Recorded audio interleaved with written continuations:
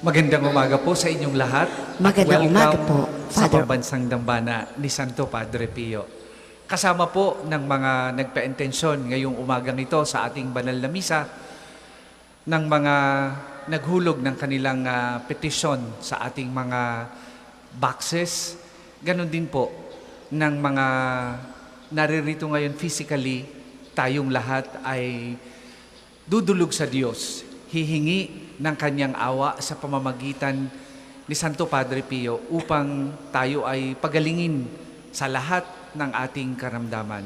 Special prayer intention po para sa lahat ng mga overseas Filipino workers na ngayon ay sumusubaybay sa atin sa magitan ng ating live streaming. Ganon din po yung mga nasa kanilang tahanan na may sakit.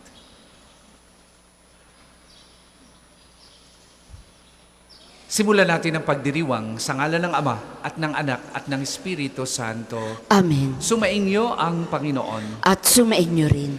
Mga kapatid, atin muna pong pagsisihan ang ating mga nagawang pagkukulang. Humingi tayo ng awa at patawad sa Diyos sa ating mga nagawang kasalanan. Inaamin ko Sa makapangyarihang Diyos at sa inyo mga kapatid, na lubha akong nagkasala sa isip, sa salita at sa gawa, at sa aking pagkukulang. Kaya isinasamo ko sa mahal na Birheng Maria, sa lahat ng mga anghel at mga banal, at sa inyo mga kapatid, na ako'y ipanalangin sa Panginoong ating Diyos. Kaawaan tayo ng makapangyarihang Diyos, patawarin tayo sa ating mga kasalanan, at patnubayan tayo sa buhay na walang hanggan. Amen. Panginoon, kaawaan mo kami. Panginoon, kaawaan mo kami. Kristo, kaawaan mo kami. Kristo, kaawaan mo kami. Panginoon, kaawaan mo kami. Panginoon, kaawaan mo kami.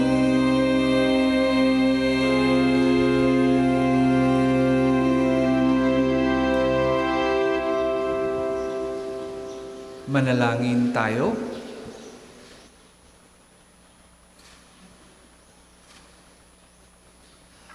Ama naming makapangyarihan, pinangangatawanan mong manahan sa mga may loobing tapat at maaasahan. Sa kagandahang loob mo kami naway makapamuhay bilang mga mapalad na maging iyong tahanan sa pamamagitan ni Jesucristo kasama ng Espiritu Santo magpasawalang hanggan. Amen. Pagbasa mula sa aklat ng Henesis. Sinipingan ni Adan ang kanyang asawa at ito'y nagdalang tao. Nang isilang ang kanyang panganay na lalaki ay sinabi ni Eva, "Nagkaroon ako ng anak na lalaki sa tulong ng Panginoon." Kaya Cain ang ipinangalan niya rito. Sinundan si Cain ng isa pang anak na lalaki at Abel naman ang ipinangalan dito. Naging apostol ito at si Cain naman ay magsasaka. Dumating ang panahon na si Cain ay naghandog sa Panginoon ng ani niya sa bukid. Kinuha naman ni Abel ang isa sa mga panganay ng kanyang kawan. Pinatay niya ito at inihandog ang pinakamainam na bahagi. Ang Panginoon ay nasiyahan kay Abel at sa kanyang handog. Ngunit hindi niya kinalugdan si Cain at ang handog nito. Dahil dito, hindi mailarawan ang mukha ni Cain sa tindi ng galit. Kaya sinabi ng Panginoon, "Anong ikinagagalit mo, Cain? Bakit ganyan ang mukha mo? Kung mabuti ang ginawa mo, dapat kang magsaya. Kung masama naman, ang kasalanay tulad ng mabangis na hayop na laging nag-aabang upang lupigin ka at pagharian. Kailangang pagtagumpayan mo ito. Isang araw nilapitan na Cain ang kanyang kapatid. Wika niya, Abel, mamasyal tayo. Sumama naman ito, ngunit pagdating sa kabukiray, pinatay niya ito. Tinanong ng Panginoon si Cain, nasaan si Abel? Hindi ko alam, tugon niya. Bakit? Ako ba'y tagapag-alaga ng aking kapatid? At sinabi ng Panginoon, Cain, nakapangingilabot ang ginawa mo. Sumisigaw sa akin mula sa lupa ang dugo ng iyong kapatid at humihingi ng paghihiganti. Susumpain ka't palalayasin sa lupaing ito, lupang natigmak sa dugo ng kapatid mo na iyong pinaslang. Bungkalin mo man ang lupang ito upang tamnan, hindi ka mag-aani, wala kang matatahanan at magiging lagalag ka sa daigdig. Napakabigat namang parusa ito, sabi ni Cain sa Panginoon. Ngayon, pinalalayas mo ako sa lupaing ito upang malayo sa iyong paningin at maglagalag sa daigdig. Papatayin ako ng sinumang makakakita sa akin. Hindi, sagot ng Panginoon. Parurusahan ng 7 ibayo ang sinumang papatay kay Cain. At nilagyan niya ng palatandaan si Cain upang maging babala sa sinuman na ito'y di dapat patayin. Muling sinipingan ni Adan ang kanyang asawa at ito'y nanganak ng isa pang lalaki. Sinabi ng ina, binigyan ako ng Diyos ng kapalit ni Abel at ito'y tinawag niyang Set. Ang salita ng Diyos. Salamat sa Diyos. Salmong tugunan. Sa Diyos tayo'y maghandog, pasalamat na malugod. Sa Diyos tayo'y maghandog, pasalamat na malugod. Ang dakilang Panginoon, ang Diyos na nagsasaysay, ang lahat ay tinatawag sa silangan at kanluran. Hindi ako nagagalit dahilan sa inyong handog, ni sa inyong mga haing sa dambanay sinusunog. Sa Diyos tayo ay maghandog, pasalamat na malugod. Bakit ninyo inuusal yaong aking mga utos? At bakit ang paksa ninyo ay sa tipan natutugod? Pag kayo ay tinutuwid, agad kayong napupuot, at niayaw natanggapin yaong aking mga utos. Sa Diyos tayo ay maghandog, pasalamat na malugod. Handa ninyong paratangan maging tunay na kapatid, at kay daming kapintasang sa kanila'y nasisilip. Kahit ito ay ginawa, hindi kayo alumana, kaya naman ang akala, kayo't ako'y magkaisa. Ngunit ngayon panahon na ng ako'y aking pagwikaan, upang inyong maunawa ang ginawang kamalian. Sa Diyos tayo ay maghandog, pasalamat na malugod. Magsitayo po ang lahat.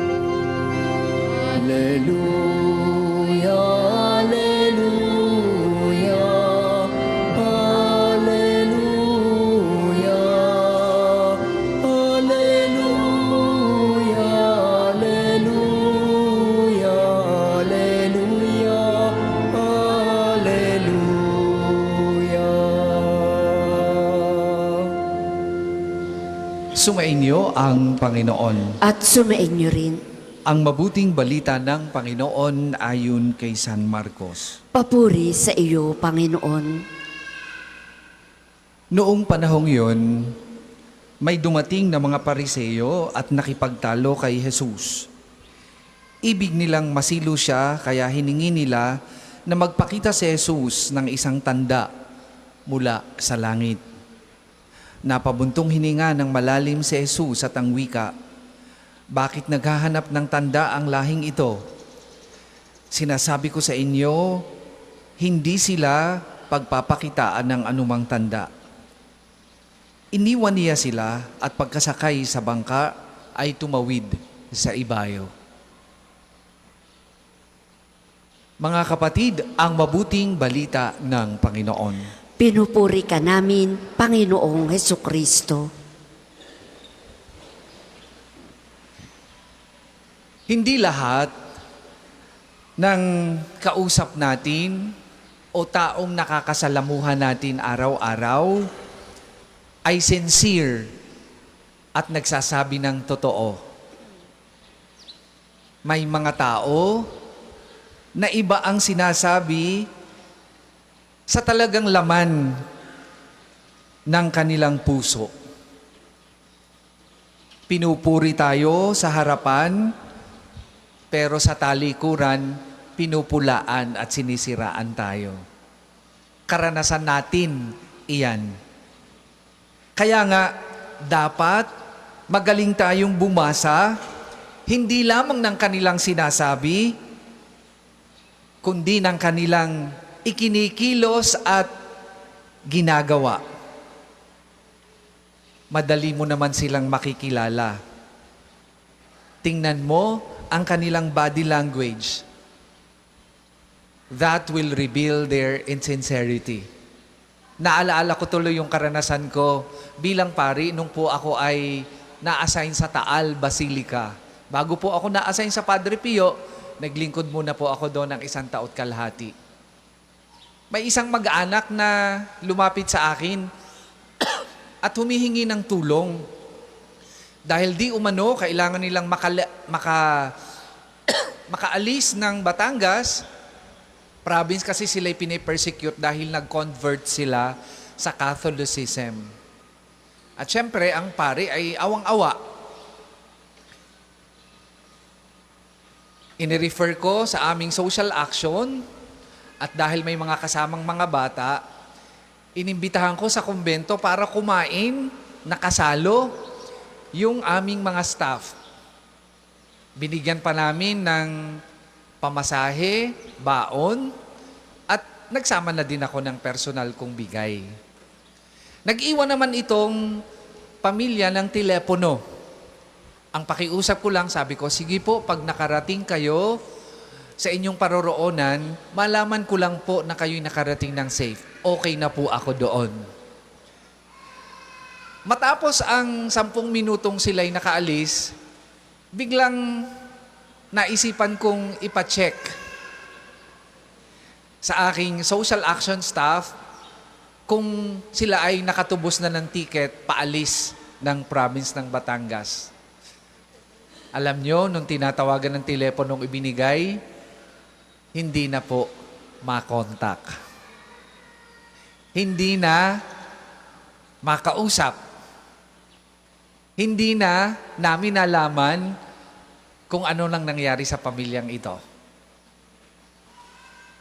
Ang aking konklusyon, hindi totoo ang kanilang sinabi sa akin. Ang aking konklusyon, sila ay nanloko ng pari at ng simbahan. May mga taong ganyan. Hindi sincero sa kanilang sinasabi, hindi totoo sa kanilang winiwika. Hindi napadala at nauto ang ating Panginoong Hesus ng mga Pariseyo nung sabihin nilang magpakita siya ng senyales mula sa langit o palatandaan mula sa langit upang patunayan na siya ay Diyos, upang patunayan na siya ay sugo ng Diyos. Nabasa kasi niya na ang mga taong ito na nasa kanyang harapan ay hindi sincere sa kanilang sinasabi. Ang totoo, sinisilo lamang siya at gustong subukin, pero walang pananampalataya ang mga ito sa kanya. At kahit anong gawin niya, kahit tugunin niya ang request ng mga Pariseyo, wala din namang magbabago. In the first place, ang disposisyon ng mga ito ay siluin siya at hindi manampalataya sa kanya. Di ba nga, pinagbibintangan pa siya ng mga ito na ang kapangyarihan ay galing kay Beelzebul, na ang kanyang kapangyarihang magpagaling at magpalaris ng demonyo ay galing kay Satanas. Why do it anyway? Wala naman silang pananampalataya at wala namang magbabago sa mga taong ito kahit natugunin ang kanyang pakiusap dahil sa kawalan ng kanilang pananampalataya. Maging matalas tayo sa pakikisalamuhan natin sa ibang tao na hindi naman natin masyadong kilala upang tayo'y maging biktima ng kanilang panlilinlang. Hindi lahat ay sincere sa kanilang sinasabi. May mga taong ang gusto lamang sa atin ay tayo ay ipahamak. Huwag natin silang huhusgahan katulad ng ating Panginoong Hesus. Ipagdasal natin sila upang sila'y makabalik sa isang tama at makakristyanong disposisyon. At ipagdasal natin sila na magbago ng kanilang puso. Huwag natin silang ika-curse, huwag natin silang kamumuhuyan upang hindi tayo magkasala at maging biktima. Basahin nating maigi, hindi lamang ang kanilang sinasabi, kundi pati ang kanilang kilos. Learn to say no when we should. Do not be always political with your language. Kung minsan kasi, natatakot tayong magsabi ng totoo dahil ayaw nating makasakit. Kahit na tayo ay nagsisinungaling at nagkakasala sa ating ginagawa. Kung minsan, we have to confront lies with truth. Say the truth, but respond with charity, and we will surely be out of trouble and always at peace.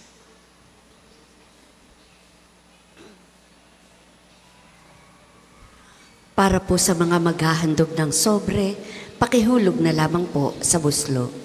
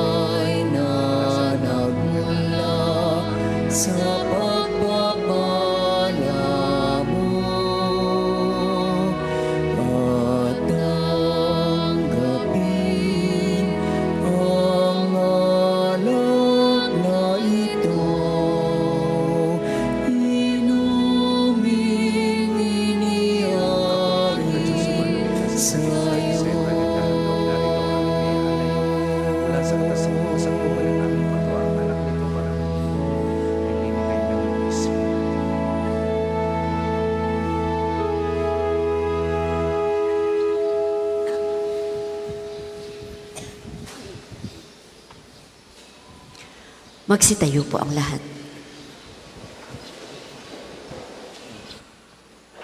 Manalangin kay mga kapatid upang ang paghahain natin ay kalugdan ng Diyos amang makapangyarihan.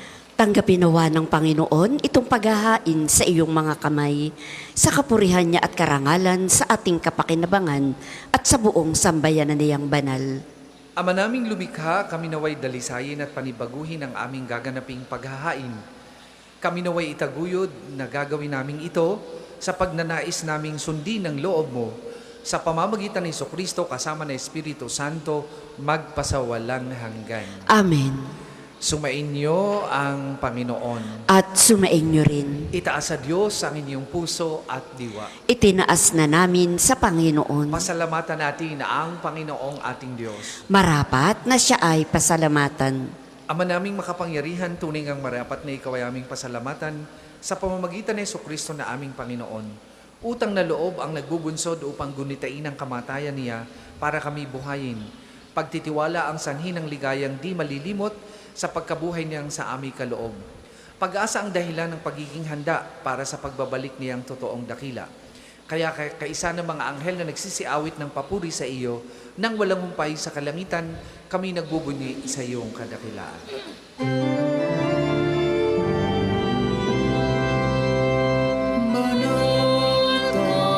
Manatapong may kapal, banal ang iyong pangalan, banal ang iyong kaharian, langit lupa'y nagpupugay sa iyong kadakilan, dinarakilan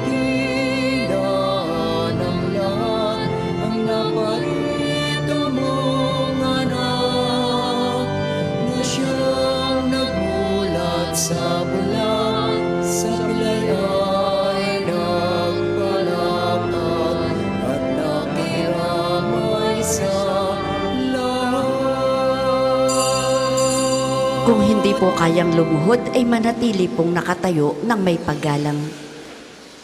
Ama naming banal, ikaw ang bukal ng tanang kabanalan, kaya't sa magitan na iyong Espiritu gawin mong banal ang mga kaloob na ito, upang para sa aming maging katawan at dugo ng aming Panginoong Hesukristo.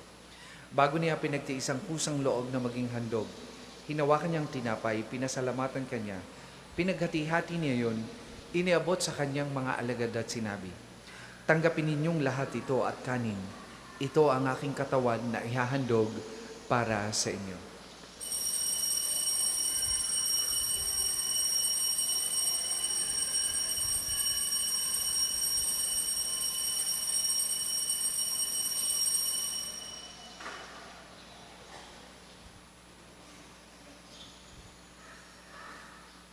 Gayon din naman nung matapos ang hapunan, hinawakan niyang kalis, muli kanyang pinasalamatan. Iniabot niya ang kalis sa kanyang mga alagad at sinabi, "Tanggapin ninyong lahat ito at inumin. Ito ang kalis ng aking dugo, ng bago't walang hanggang tipan. Ang aking dugo na ibubuhos para sa inyo at para sa lahat. Sa kapagpapatawad ng mga kasalanan, gawin ninyo ito sa pag-alaala sa akin."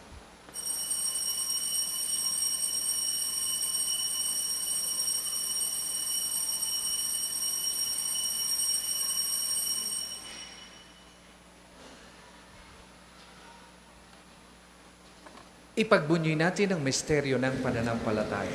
Si Kristo'y namatay, si Kristo'y nabuhay, si Kristo'y babalik sa wakas ng panahon. Ama, ginagawa namin ngayon ang pag-alaala sa pagkamatay at muling pagkabuhay ng iyong anak. Kaya tiniaalay namin sa iyong tinapay na nagbibigay buhay at ang kalis na nagkakaloob ng kaligtasan. Kami nagpapasalamat dahil kami iyong minarapat na tumayo sa harap mo para maglingkod sa iyo. Sinasamo namin kami magsasalo-salo sa katawan at dugo ni Kristo ay mabuklod sa pagkakaisa sa magitan ng Espiritu Santo. Amalingapin mo yung simbahang laganap sa buong daigdig. Puspusin mo kami sa pag-ibig kay San Francisco na aming Papa at ni Gilbert na aming Obispo at ng Tanang Kaparian. Alalahanin mo rin ang mga kapatid naming nahulay nang may pag-aasang sila'y muling mabubuhay, gayon din ang lahat ng mga pumanaw. Kaawaan mo sila at patuloyin sa iyong kaliwanagan. Kaawaan mo't pagindapatin kaming lahat na makasalo sa iyong buhay na walang wakas.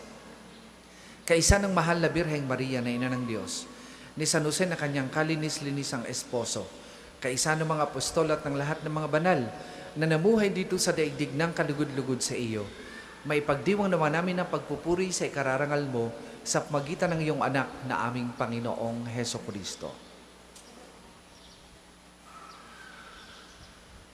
Sa pamamagitan ni Kristo kasama at sa Kanya, ang lahat ng parangal at papuri ay sa iyo, Diyos amang makapangyarihan, kasama ng Espiritu Santo, magpasawalang hanggan.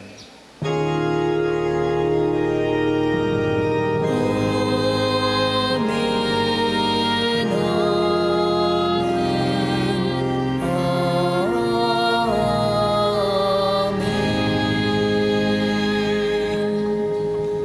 Sa tagubilin ng mga nakagagaling na utos at turo ni Jesus na Panginoon natin at Diyos, ipahayag po natin ng lakas loob.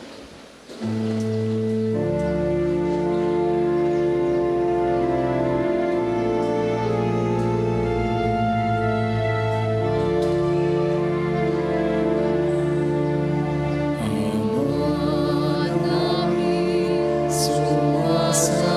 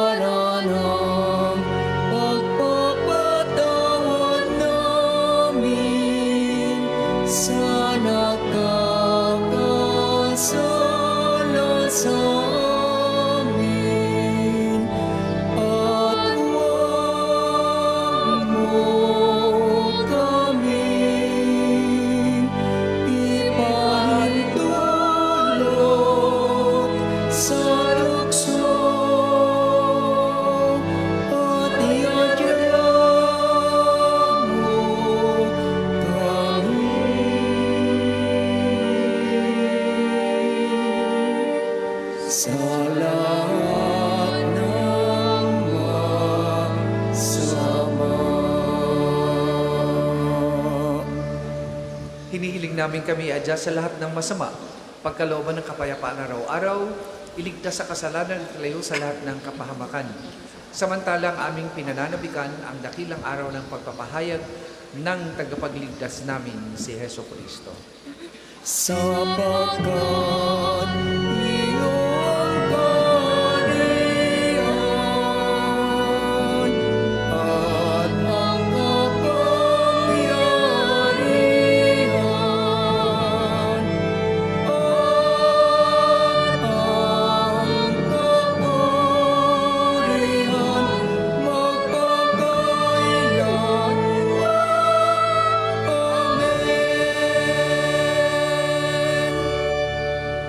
Panginoong Hesukristo, sinabi mo sa iyong mga apostol, kapayapaan ang iniiwan ko sa inyo, ang aking kapayapaan ang ibinibigay ko sa inyo.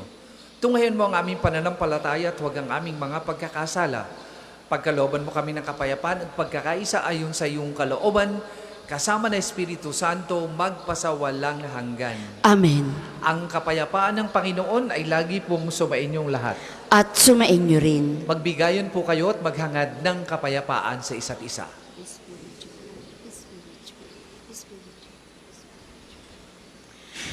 Kordero na Diyos na nag-aalis ng mga kasalanan ng sanlibutan, maawa ka sa amin. Kordero ng Diyos na nag-aalis ng mga kasalanan ng sanlibutan, maawa ka sa amin. Kordero ng Diyos na nag-aalis ng mga kasalanan ng sanlibutan, ipagkaloob mo sa amin ang kapayapaan. Kung hindi po kayang lumuhod, ay manatili pong nakatayo ng may paggalang.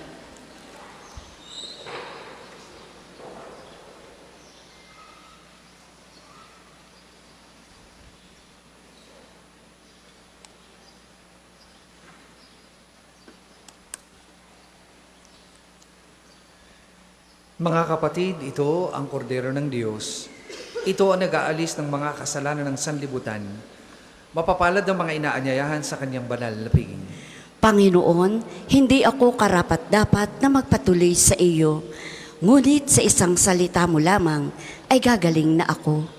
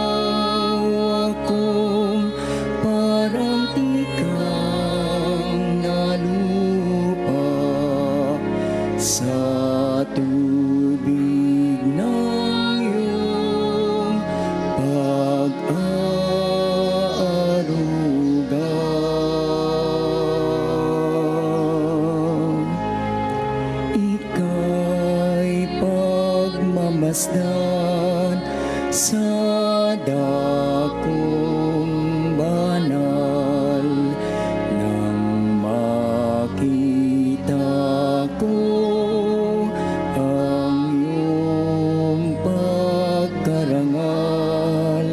Dadalangin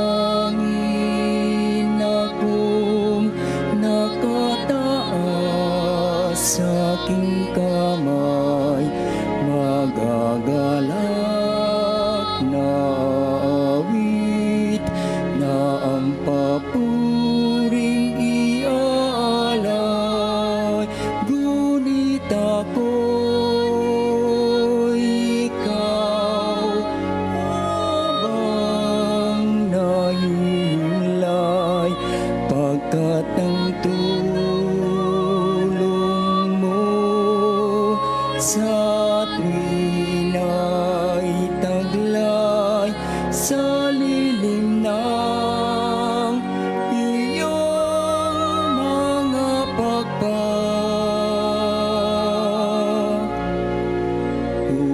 Umaawit akong buong galak,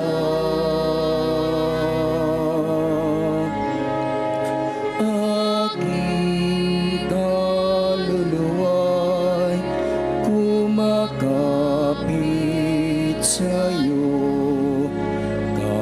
Kaligtas ay tiyak kung hawak mo ako. Magdiriwang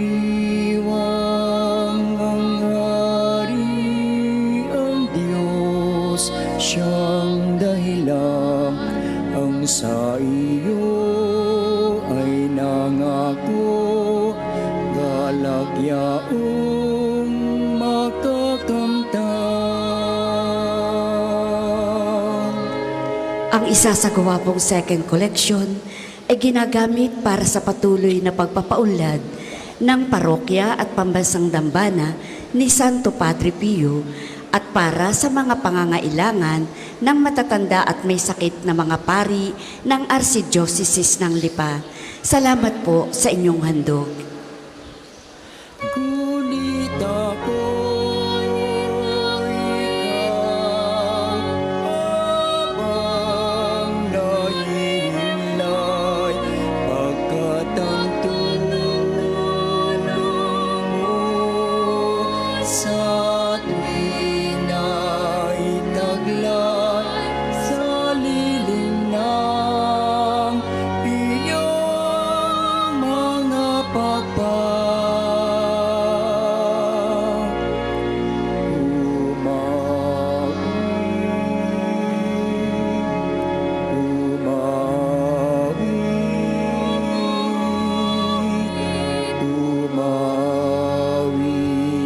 akong galak.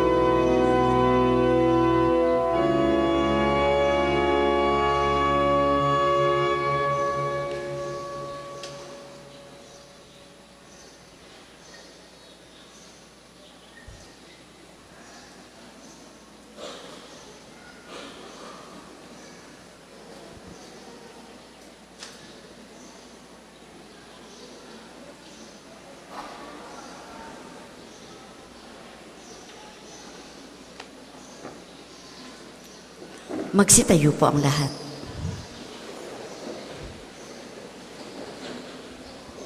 Manalangin tayo. Ama naming mapagmahal, kaming pinapagsalo mo sa banal na pakikinabang, ay gawin mong laging mananabik na pagsaluhan ang kalooban mong ito sa aming ikabubuhay sa pamamagitan ni Jesucristo kasama ng Espiritu Santo, magpasawalang hanggan. Amen. Sama-sama po nating dasalin ang mga sumusunod na panalangin. Panalangin ng pagtitiwala kay Santo Padre Pio. Tayo pong lahat. Padre Pio, taga Petrelcina, monghing banal, pintakasing santo ng milenyong kasalukuyan. Gabay namin sa pagtahak sa landasing makalangit, takbuhan sa pangangailangan, huwara ng pagtitiis. Sa iyo namin inilalapit aming mga kagipitan. Sa iyo po ibinibilin kalusugan at kabuhayan.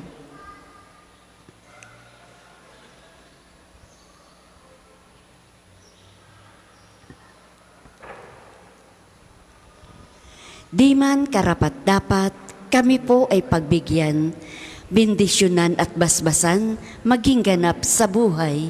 Lumayo nawa kami, umiwas sa kasalanan. Lumapit lagi sa Diyos, maging matatag at matibay. Sa mabuting balita ng pagliligtas, turuan mo kami nawa.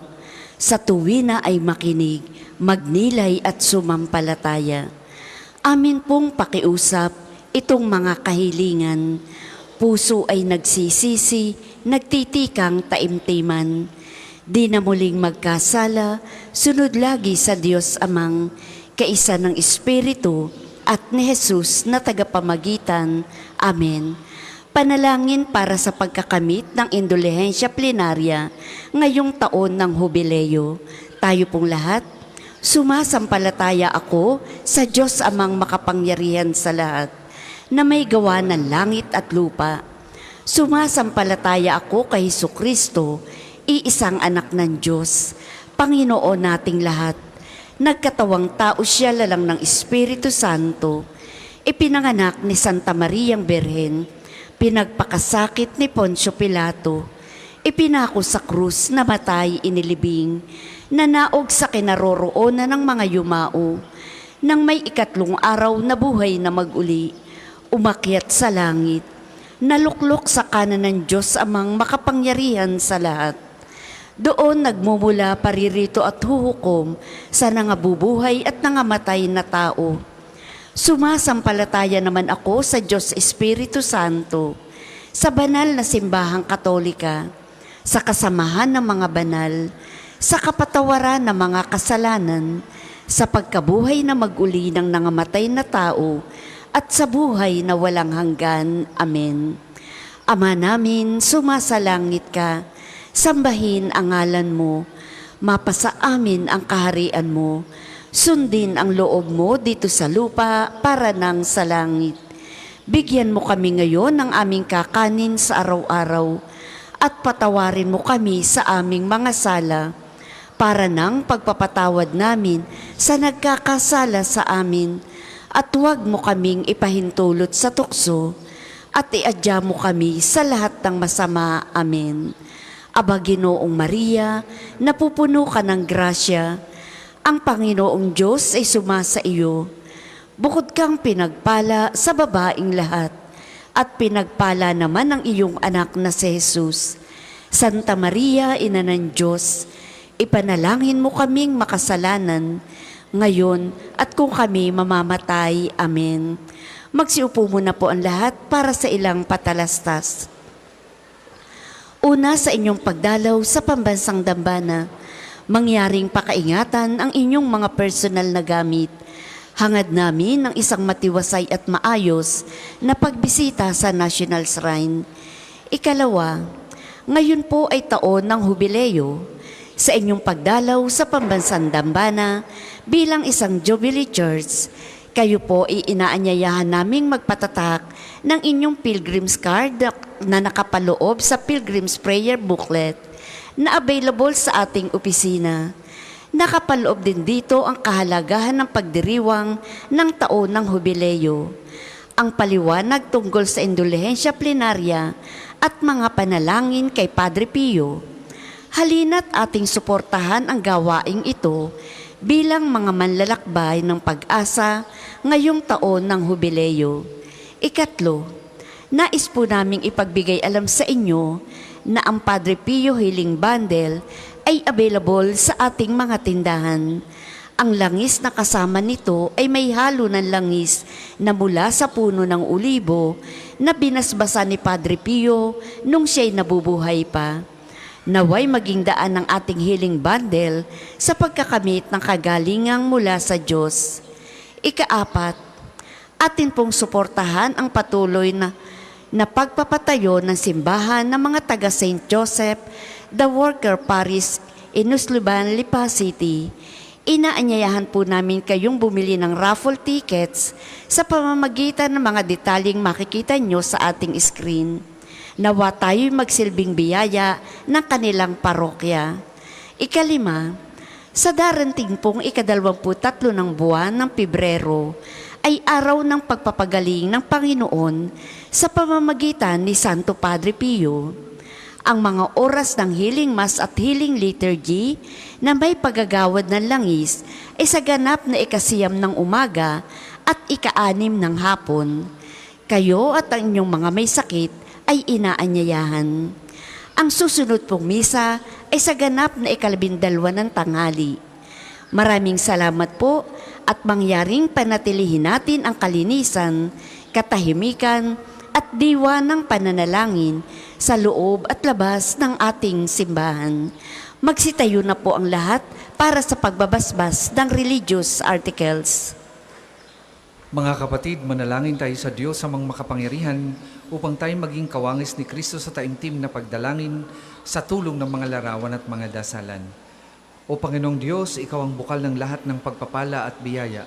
Ibuhos mo yung bendisyon sa mga gamit na ito sa pananalangin, mga rosaryo, imahin, dasalan na nagpapalaala na iyong kabutihan, kabanalan at pagmamahal sa amin. Upang lahat na dumulog at magdasal gamit ang mga ito ay magtamo ng iyong awa at biyaya. Lobin mong tularan niya ang kabanalan at aral ng Panginoon at mga santo magpasawalang hanggan. Amen. Tayo pong lahat, Ama namin, sumasalangit ka, sambahin ang ngalan mo, mapasa amin ang kaharian mo, sundin ang loob mo dito sa lupa para nang sa langit. Bigyan mo kami ngayon ng aming kakanin sa araw-araw at patawarin mo kami sa aming mga sala para nang pagpapatawad namin sa nagkakasala sa amin at huwag mo kaming ipahintulot sa tukso at iadya mo kami sa lahat ng masama. Amen. Aba Ginoong Maria, napupuno ka ng grasya, ang Panginoong Diyos ay sumasa iyo. Bukod kang pinagpala sa babaing lahat, at pinagpala naman ang iyong anak na si Jesus. Santa Maria, Ina ng Diyos, ipanalangin mo kaming makasalanan, ngayon at kung kami mamamatay. Amen. Luwalhati sa Ama, sa Anak, at sa Espiritu Santo, kapara noong una, ngayon, at magpasawalang hanggan. Amen. Luwalhati sa Ama, sa Anak, at sa Espiritu Santo, kapara noong una, ngayon, at magpasawalang hanggan. Amen. Luwalhati sa Ama, sa Anak, at sa Espiritu Santo, kapara noong una, ngayon, at magpasawalang hanggan. Amen. Sumainyo ang Panginoon At sumainyo rin. at pagpalain kayo ng makapangyarihang Diyos, Ama, Anak at Espiritu Santo. Amen. Tapos na po ang ating pagdiriwang, humayo kayong mapayapa. Salamat sa Diyos.